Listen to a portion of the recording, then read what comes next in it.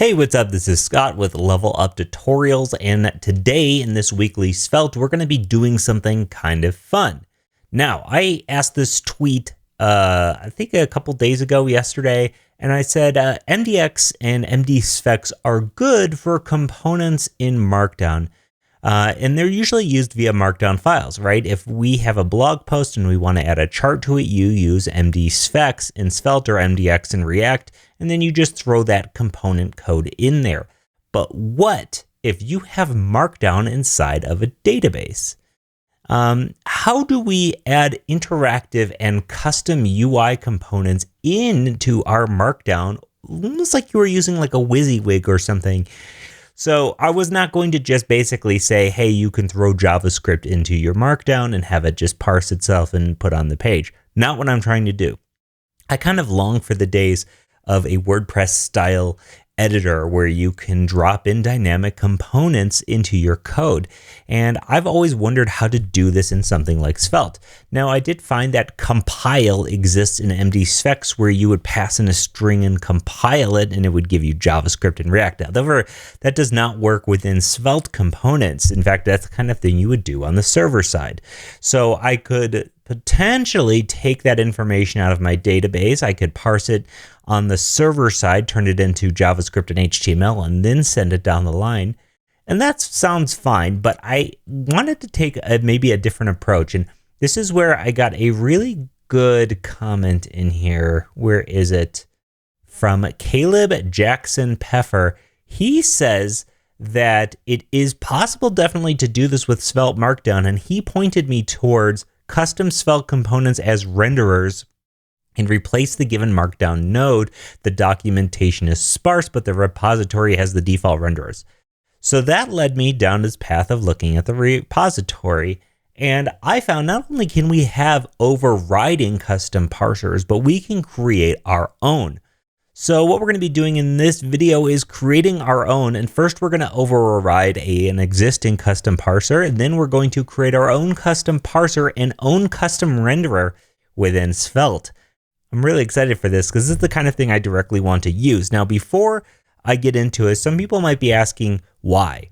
Why do you want to do this? Well, it all started because, let's go here first. It all started, I was on MDN and I saw this really great little CSS widget that they have. You want to see what, you want to check out these CSS properties. You want to try them. Well, here's some options and here's a little renderer window. It's like a little miniature REPL. And I thought, wouldn't that be great to have that feature functionality within our own blog post? I would love to show off some CSS features just like this. And then I go to my blog post system, and my blog post system is in Markdown. And granted, I don't know where the edit symbol here is. If we were to, let's say, edit one of these posts, and we see that this is what it looks like, and here's Markdown, how the heck do I say, oh yeah, by the way, let's just drop in this little widget in here. In fact, this is the one that I coded up in no time, and there's accessibility issues. Don't worry about it here. But this is the one that I coded up in no time. I said, how do I drop this into each individual post? But more than just drop this into the post, because you could do that with a find and replace or whatever. What I wanted to do is have the ability to use essentially custom widgets within my Markdown that were of predefined Svelte components just like this.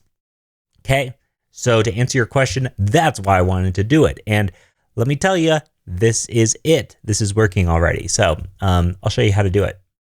Okay, so all of that said, let's get into the business here. Let's get into the code. So what do we have? I have a stack blitz here. And I can share with you the final version of this thing so you can check it out yourself. Okay, I have a stack blitz, and this stack blitz is basically just a boilerplate. And forgive me, I'm using Edge here because stack blitz doesn't play super well on Firefox. It's fine. So what do we have? We have import Svelte Markdown from Svelte Markdown. We have import marked from marked, and then we have a source string. Now, I'm going to start first and foremost by just overriding one of the existing ones. And so you see we have a header. This is a paragraph. Then I have my own custom hello tag that I'm using a percentage sign for. I chose percentage because why not? you can choose whatever you want as long as you can regex it enough, right? And then we have the asterisks, which are going to be list items. You can see everything kind of gets its own thing except for the percentage, which is just interpreted as a paragraph. If we wanted to override the list item for some reason, we wanted to say, you know what, asterisks are no longer going to be list items, they're going to be our own fake component. Well, I've created a fake component, and in fact, if we head in here, actually, let's revise some of this stuff. If I have this fake component, and this is just saying, we'll say, have this be obnoxious, yo, okay? This is a fake Svelte component. There's nothing to it. It's an H1 with yo. We can use that to override by saying renderers is equal to, and forgive me, this is not TypeScript, so I might make some mistakes here.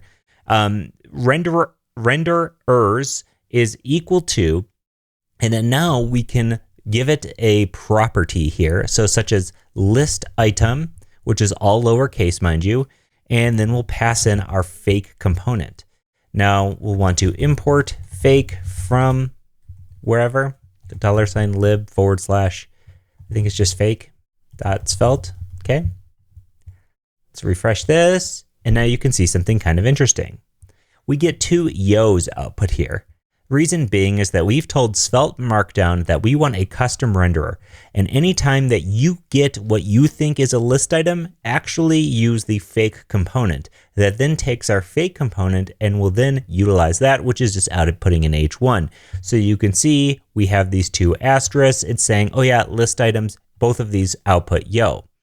What if you wanted to output the actual text in here and just change up the element? Well, you can do that with the slot, like that, like this. Custom and high, which are now the 2 things. We can add one more and say the third. Cool, right? Custom renderer. Okay, so that's step 1 of this whole process. If you just want to overwrite anything in Markdown, which I don't know if I'd recommend that, but if you want to, this is how you do it. Or maybe you just wanted to have like maybe your H1 has like an anchor tag link, right? And maybe that's the plugin you're writing for this. Either way, I mean, there's a lot of potentials here where you could even take this and instead of outputting an H1, you could do a list item in here, right? So it's still going to be a list item, but it's now going to be custom list item that does something, right? This is a Svelte component, as in we could have this thing when you click it, it toggles open something, right? You now have your freedom to create a custom list item. Okay, that's not the good stuff. We're still getting to the good stuff because this is pretty sweet, but it's not super sweet yet. Let's make this super sweet here by creating our own custom plugin for Marked. And it seems like that kind of seems scary, right? But it actually isn't that bad. There will be some regex in here. Yes, there will be some regex, but fear not. We'll go through it together. So we'll say const custom tokenizer. And a custom tokenizer is going to be needing a few things. It needs a name. We'll call this custom, okay? You might be wondering, other tokenizers names? List item. List item is also a tokenizer name. So this right here is the same thing as this. Just we get to make our own now.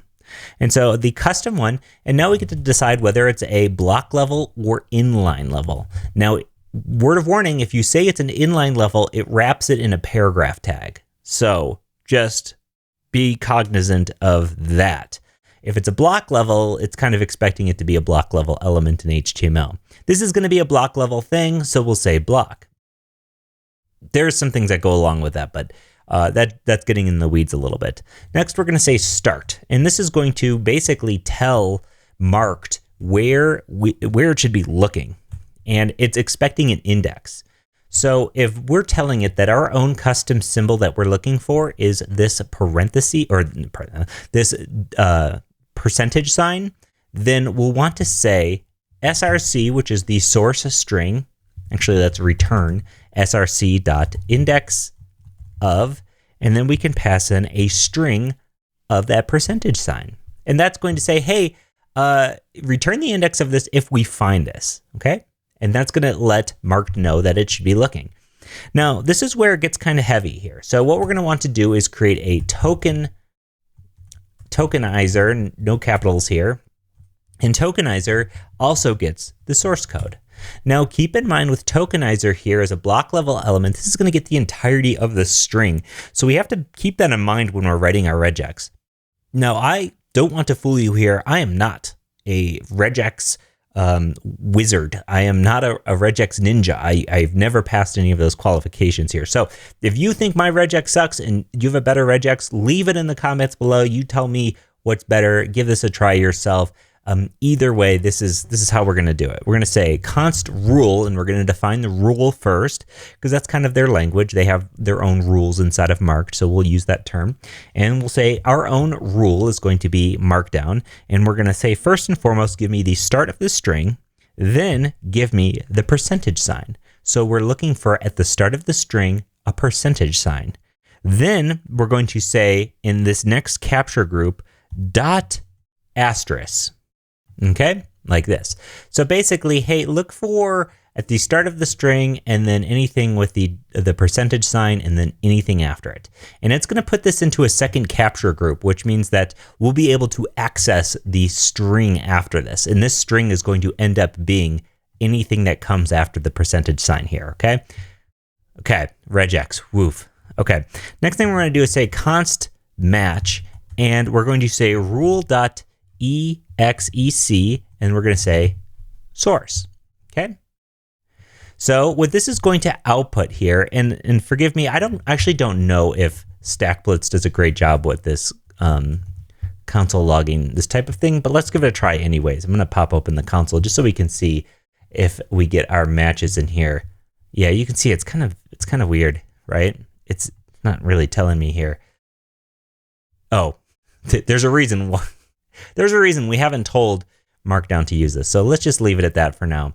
And the next thing we're going to do is say if match exists, if we've found a match, then we're going to want to return some data. From here, we're going to return the type.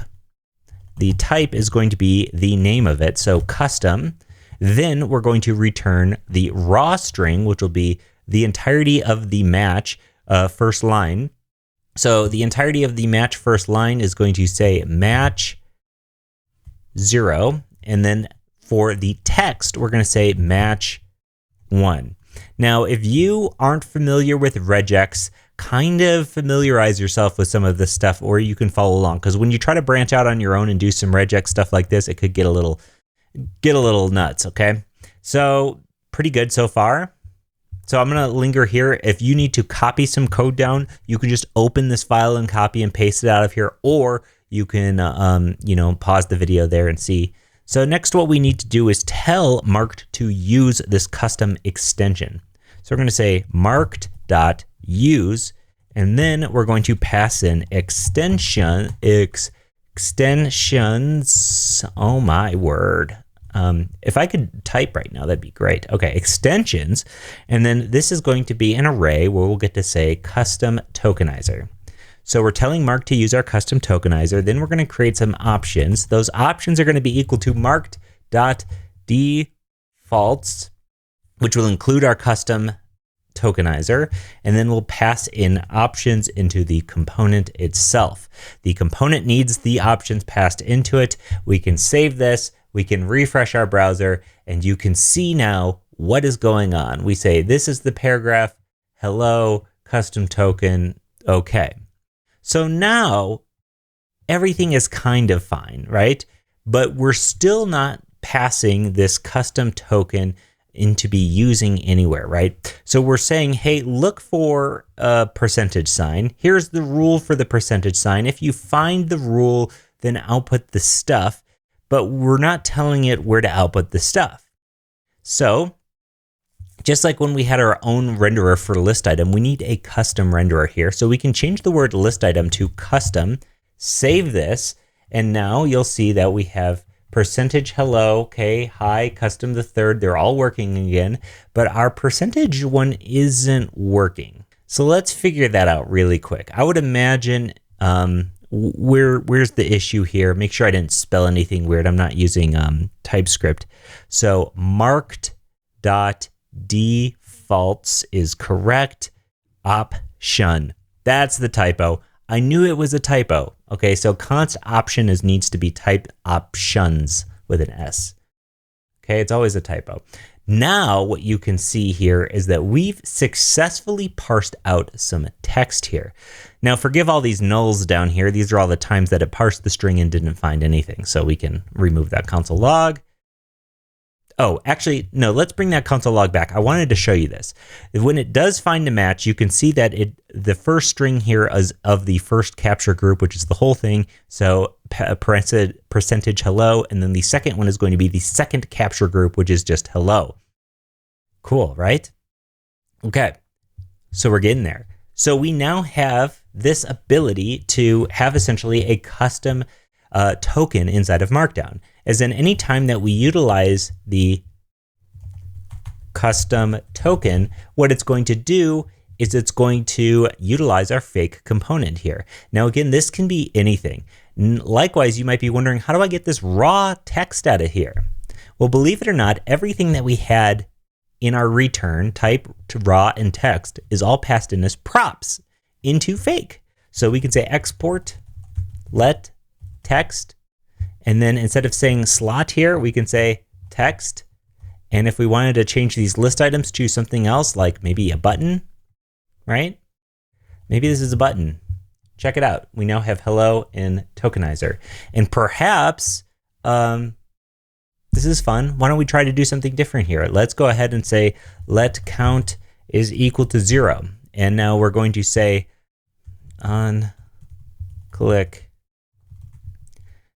count plus plus, or count plus equals 1, however you like to do that. And then we can output the number next to it, like here, count.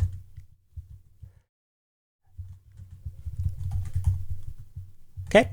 Oh, and oopsies. This needs to be a function. What am I thinking here? This needs to be a function that calls count plus equals 1. Okay. So now you can see what we've successfully done is we've successfully added interactive JavaScript elements that are not giving the user access to just dump JavaScript into the page, but what we're giving the user access to is the straight up ability to have a custom UI widget of the way that we determine it to be just by saying percentage whatever. And you can have as many of these as you like, and each time you add one, they're going to be their own Svelte component with its own local state. And so that is how we've accomplished exactly what I wanted to do for our blog post thing. So while it's not implemented yet here, I'll show you a stack blitz that I have that has this somewhat completed here. So let's pop open my stack blitz custom tokenizers. This is the rough version, no CSS, but it works. Okay, so check it out. So here it is. We now have essentially the same thing where we have various buttons that have some CSS attached to them. I click this button, nothing happens because it's the default one. I click this button, it's now blue. I click this one, it's now green. I click this one, it's red for font size 40. And I'm doing this in Markdown. And I'm not parsing JavaScript here. I'm not having to deal with JavaScript. This is just straight up in my Markdown. Let me even show you the Markdown. So the way that I set this up, and sorry about the font size here, is I made a little kind of fun thing here where my custom renderer starts with bracket bracket selector, because I'm calling this the selector. Maybe it's going to have a new name by the time I figure it out, but right now it's called the selector. And the reason why I did this is because I figured, hey, if I can start off my own kind of widgets every single time with bracket bracket widget name, then I don't have to come up with a symbol for them each time, right? Now, likewise, the regex for this is a little bit more intense. You're looking at certain things here, right? This regex is a little bit more intense, not that much more intense, but again, I'll make this repo available as well, or this stack blitz available as well. But as you can see here, the language that I've selected for mine is just to say bracket bracket selector, and then here's some string. When I want to differentiate a button, I do a pipe. And then when I want to say, all right, what's the render text going to be? I use the tilde. Why? Because they're not being used for anything. And so therefore they're easy to, well, pipes are and stuff, but in tables in this type of deal. And because we're within this custom selector, it's not looking for it anyways. So this is it. And then my fake component here, which is, where is that fake? I don't know why I name them all fake. But here it is. This is it. This is it. This is all you're doing. You're grabbing a substring. You're using basic JavaScript substring, index of, and split. You're grabbing the example text substring and trim. And then you're doing each buttons as button. Select the index. Apply the styles. Bingo bango. That's it. So I'll make both of these available. I think this is incredible because what this is doing is it's going to allow you to open up the ability to have your own custom tokens, your own custom renderers in Markdown, and utilize it within Svelte to build your own Svelte widget library for Markdown. I think this is fantastic.